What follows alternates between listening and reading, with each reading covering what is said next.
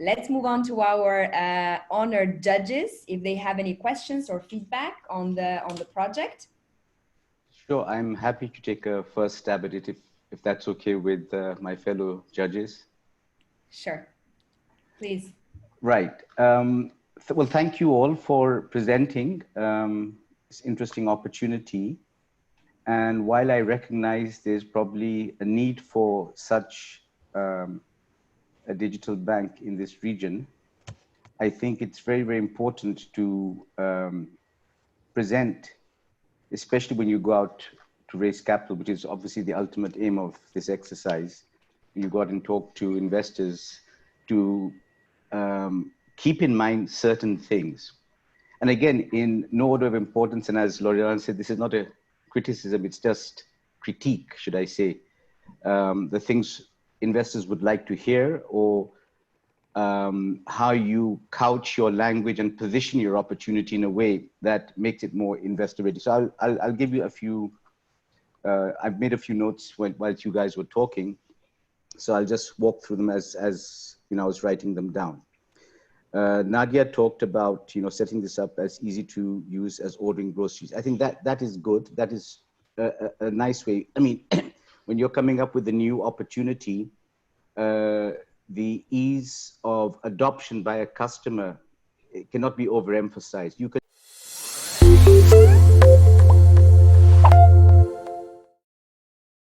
want to go into a new world, into the digital bank. That is a very lofty ambition, and it's a very noble ambition.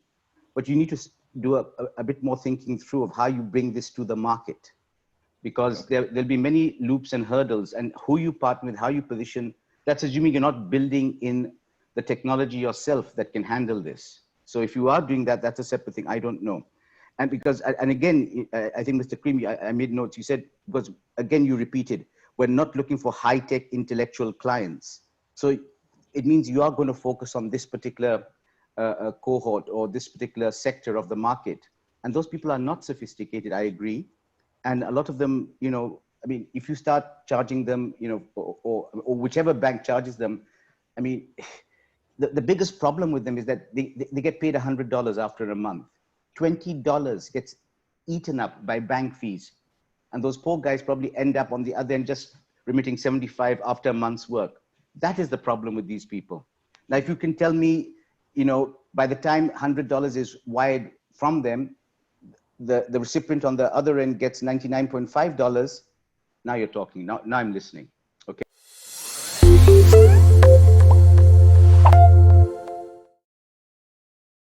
You talked about $12 million. Well, sorry, 12 million dirhams as your ask. Is that correct? Yes. Okay. All right. I mean, fine. But what are you asking 12 million dirhams for? What does the investor get for that? You need to put out what your 12 dirham, are you offering equity? Is it a convertible note? I mean, what is your ask? When you're asking from investors, please state upfront, what is it that you want? Are you offering me 10% of your company, 20% of your company?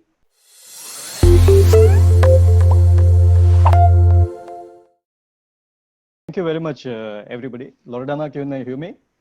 Yes, I can hear you. Yeah, okay. First of all, I'd like to congratulate all of you, being your first hand at, you know, what you have tried to put together. It's commendable. But nevertheless, there is always a room for improvement. So I'd like to you know, touch upon some points. And in the interest of continuity, I'd like to second, first of all, Salim's point, that it's very important to have a proper market segmentation. What I could see related to what Salim mentioned is when you talk about, so I was under the impression that this is going to be a digital bank catering to the Middle East. What I could say is we are talking about generally and particularly only about UAE. And somewhere during the presentation, I heard that, okay, we want to take it international, whilst leaving out, you know, what can I say, a logical extension of the business model, which could have been presented in the form of, we start from UAE, then we would go to Saudi maybe, and then a nearby market. So we'll be a GCC player, and then Middle East, and someday international. That's one thing I observed. So So in that, you mean like the roadmap of scaling the business in terms of country. the roadmap, yeah. So I think a clear segmentation has to be done, which should be like a funnel, and that in that you can talk about your total available market, you can talk about the serviceable available market, and then you know, narrow it down to your obtainable market in the short term. I think that's very important.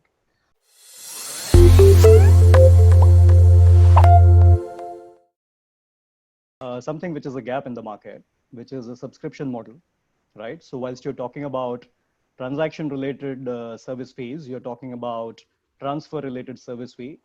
Maybe it is in the form of a differentiator. You could start with a subscription market whilst providing freemium models or, you know, free services just to gain market traction in the initial phase. So two things will be very important in the initial phase. One is offering free services from a freemium perspective. The other thing is your digital marketing, because unlike conventional banks, digital banks don't have a physical presence in Ubiquity. So people don't see them every time.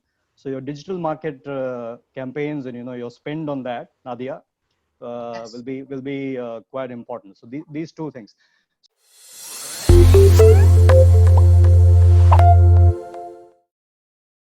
This point will totally depend upon what kind of banking license you want to go for. So would you like to go for a full banking sort of an umbrella license, or do you want to go for something called an EMI license, which is electronic money institution license, where you can make use of something called BaaS, which is banking as a service, right? Like you have SaaS model in software, you have something called BaaS. So there are service providers under the BaaS model, which can support you with all the infrastructure.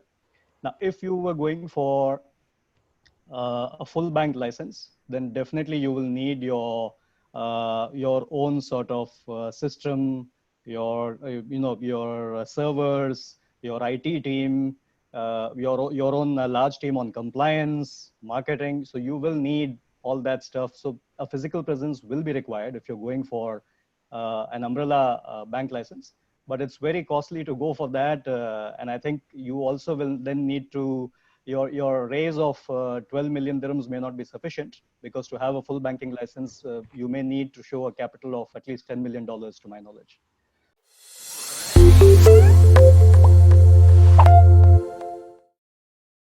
And just on that subject of the 12 million dirhams again, can any of the team just give me some ballpark guesstimate of what percentage you'd offer as equity to an investor? Just roughly. I'm not.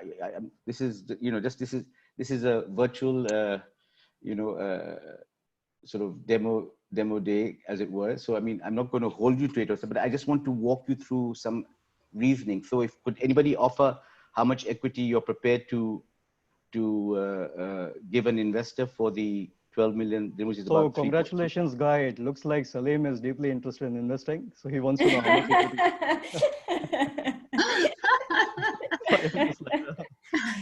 That's a very good question. Guys, if this was really your company and it was a realistic setup and you're going for it, you're all four entrepreneurs, you're going for this fintech solution, how much are you willing to give back to an investor? Let's say Salim wants to invest. This is the point I'm trying to bring to your attention. Okay. I put it to you that the $3.3 million that you're asking for is far too much at this stage of the game. Go for a lower amount, get traction, hit some milestones, then go for a higher raise at a higher valuation. This is what I'm trying to explain to you.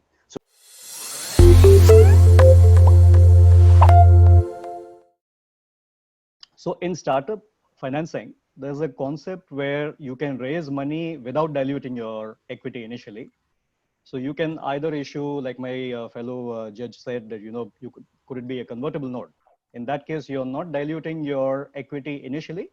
You're procrastinating the question of how much dilution till the next raise. So that's a possibility. I'm not saying you have to go for it, but that's an option for you. There's another concept called SAFE, which is simple agreement for future equity. So you could either raise a SAFE round initially or a convertible note also. So these two are also your options, because as you go down the road, you will have greater visibility about the performance and thereby the valuation. And then from that valuation, you could offer a discount to the initial investor. So that's another possibility. One last thing I want to mention about valuation is it does not work like someone wants to invest 3 million. So, and you give 10%. So the valuation will be 30 million, 36, 33 million. It doesn't work like this. So there's a concept of pre-money valuation and post-money valuation, right? So if you think pre-money, the value of your establishment is 30 million, then post-money, adding the investment that you're planning to raise, it will become 33 million. And that is how someone who wants to invest 3.3 million, he will get 10%. So there are some terms maybe we need to factor. But my broader point is there is a possibility for you to raise whatever amount you want to revisit without diluting. That's also quite a norm in the startup fundraising.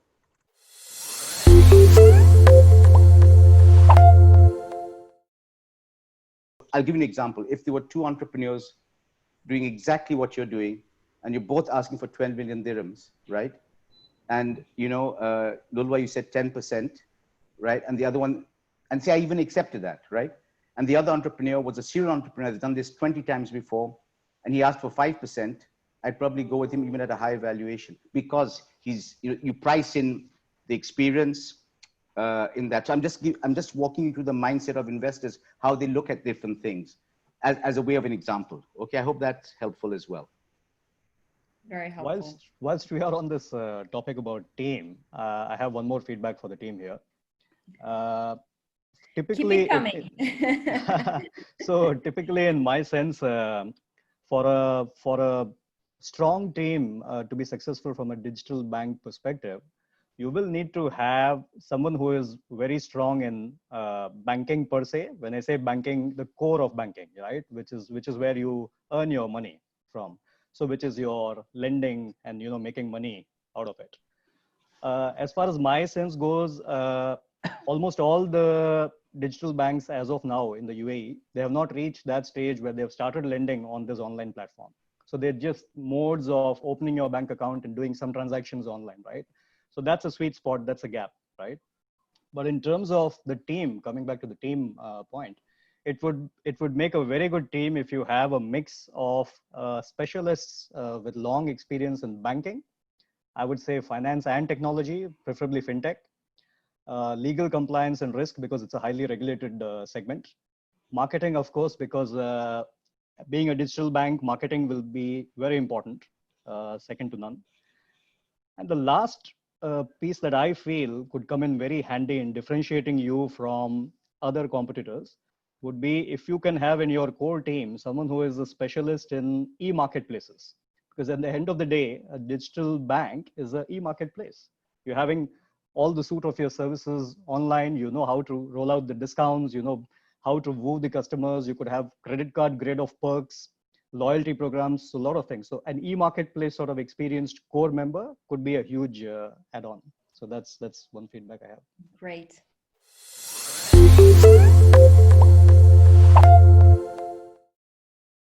The Alpha Digital Bank team is the following. First and foremost, I'd like to congratulate each and one of you that's making the first mental transition to embrace the world of entrepreneurship. I made that break myself, leaving the corporate world over 24 years ago and doing my first startup many, many years ago. And I know what it's like. It's a daunting task. You come from a, security of, a secure background, you're a creature of comfort, and suddenly you go out in the big world and, everything is uncertain. So making that transitional move, it's in the mind, it's a mental move. Anybody who does that, I congratulate them. That's the hardest part of this journey, trust you me. However difficult things are, building your business up, yes, there'll be ups and downs and, the good days, bad days, fine. But the hardest part is deciding to do exactly what you guys are doing today. And for that, I commend each and every one of you for that. Embracing the world of entrepreneurship, it's a beautiful world. And once you embrace it and go down that journey, honestly, you look back one day and say, my God, I wish I'd done that sooner. So congratulations, guys, for doing that. And of course, I'm always available to share my experience, my journeys. I'm an entrepreneur till today. I've built 2 startups myself. And yeah, I'm learning every day. just like any other entrepreneur. So I can feel and empathize with fellow entrepreneurs because I live that world pains myself. So I hope that's helpful, guys, in I terms. second that. I know myself, I have learned a lot from you. I you're really too, appreciate you a lot, Salim. Thank you so much. Thank you you're what? for your No, feedback, for your comments, all of you. And if I may just add on top of all what was said, guys, this was your first time doing a business plan. It was your first time passing, as Salim said, that precise moment mindset of thinking as an entrepreneur and bringing into life something that you didn't even have a background on. So I really, I'm really proud of you because it's really great job done in terms of effort, in terms of work done. You have done a lot of research. I have seen all your assignments. But as everyone said during this, let's say, judging session, grilling session, take all of the feedback because this is just what you need in the real life. This is not the session where you get, okay, bravo, this is wonderful, amazing, go out there and do something. This is really the session where you get all the feedback, the realistic feedback, as you were out there in the real world. And someday you will come back to the session and you will say, okay, someone said this to me. Elizabeth said it, Salim said it, Naresh, Loredana, someone said it, and I will put it into practice into the real world. So this was the main goal of the entire session. Okay, you have done a great job. Take all the feedback, put it in your pockets, in your files, wherever you can put it, but just put it into use into real life. Okay. Guys, I'm having a, sorry, Loredana. Yes, I'm having a yes. sense of guilt and I have to speak out. So I don't like this term judging. So it's more than judging, it's just a thought share. And trust me, if I was in your place and, you know, with your backgrounds and trying to do something which is out of the comfort zone, I would not have done as well as you have done. But I'll just touch upon two quick points before we end this session. One is you talked about targeting only the consumers or the individual segment. So I have a feedback, a suggestion there, that there's a lot of pain point in this market for the SMEs. That's a pain area and that's a sweet spot which you can target. Maybe that'll alleviate some of your revenue model questionability, that you know how you start with this kind of revenue, how you build up, what's your go-to-market sort of strategy, which is a segment like my co-judge also mentioned, that rather than targeting the unsophisticated people who are not going to be paid in dollars, right? If you target SMEs, it's a big pain area in this market. The other thing is when you're drawing your competitive landscape, it's very important to understand: are you a fintech company or are you a tech fin company? So I'll share my sense on this. To me, a fintech company is when a financial services company or a banking company tries to use technology to upgrade its services. Whilst a tech fin company would be a technology company, an IT company entering the financial services space, right? So this differentiating will help you have your competitor landscape done much better than just having these graphs where you have all the players present, right? Lastly, I would like to commend Loredana and Elizabeth for taking them through this program. And with Loredana training, I have lesser doubts that they're highly enlightened about what they have to do. But whatever sense, a little bit that we could add during this, this session, I'm really honored and privileged. Thank you very much. Thank you Thank so you. much. Thank you so much. Thank Yeah. you. Thank you. Anyone else wants to add something?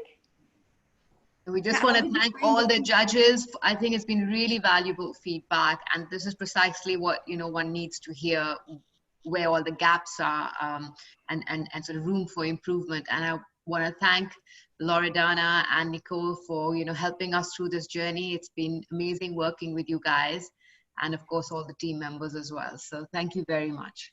Yes, Oh, and my Loredana, I would like to add my own special thanks for you first and foremost for reaching out to me, and on behalf of Pearson's, very much honored to have contributed to today's session, and I hope it was useful and valuable to each and everyone on this particular platform today.